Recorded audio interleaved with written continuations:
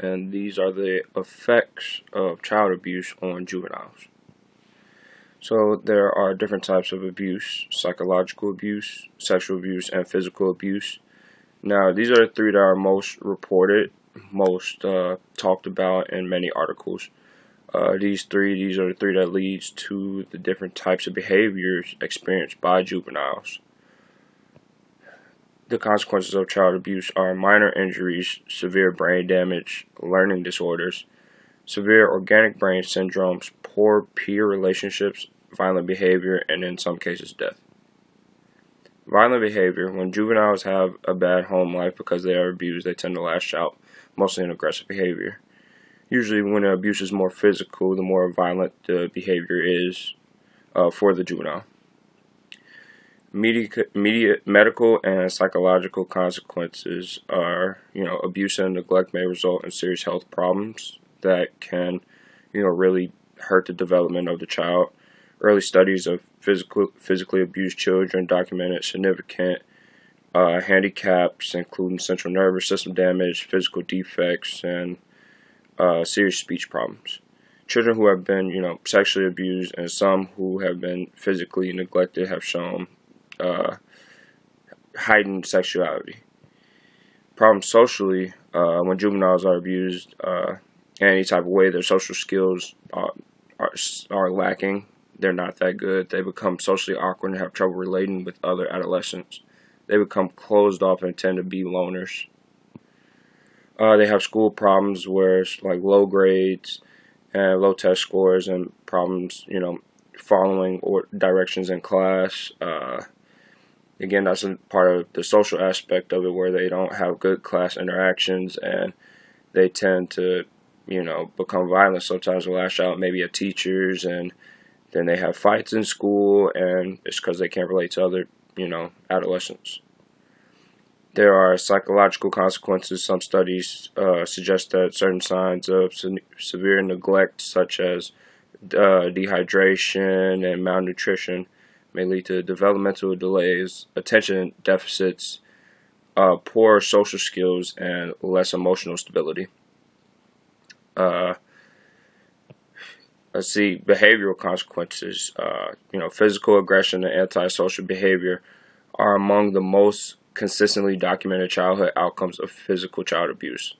Some studies indicate that physically abused children show higher levels of aggression other than, more than maltreated children.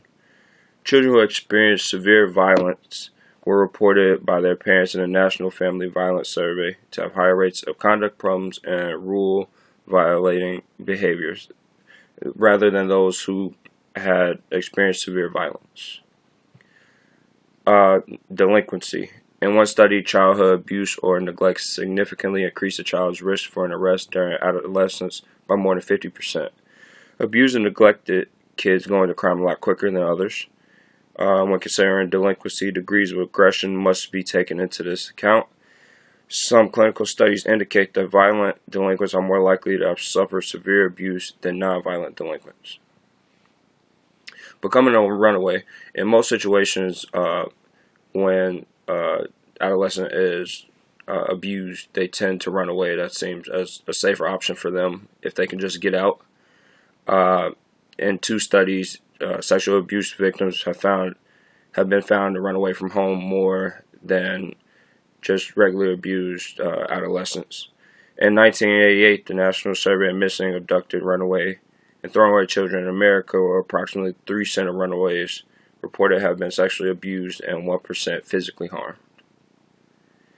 Alcohol problems. Researchers have hypothesized that for abused and neglected children, alcohol may serve as a number of possible functions to provide psychological escape from an abusive and adverse environment, to improve the child's self-esteem, to reduce the feelings of isolation and loneliness, because they feel like that's their only way out. They feel like they could turn to that when nothing else. Another thing they do besides alcohol use is illicit drug use or abuse. Illicit drug use or abuse in adolescents have sometimes been viewed as a form of psychological escape, or a form as self-medication to control negative sensations. Drugs may be used to reduce feelings of isolation or loneliness by providing the adolescent with a peer group as he or she becomes part of the drug culture. And it's a correlation between drug use and physically abused juveniles always.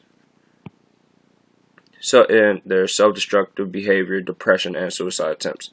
Several writers have suggested that severe childhood maltreatment is also related to later self-destruction behavior. Again, it's another way where they see it as a way out. They get depressed because they see it as a never-ending cycle of violence, and they don't know how to stop it or how it will get better. Adulthood. Now, when the juvenile reaches adulthood, they remain closed off. They have a history of dishing out the same abuse that they took. In most cases, it's a life of delinquency. They suffer from long-term anxiety and depression, and a popular belief in both the scholarly and popular literature is that the adults who abuse as children are more likely to abuse their own children. And my sources are from the 4th edition of Understanding Child Abuse and Neglect, and another one from a 40-year perspective on the effects of child abuse and neglect. Thank you.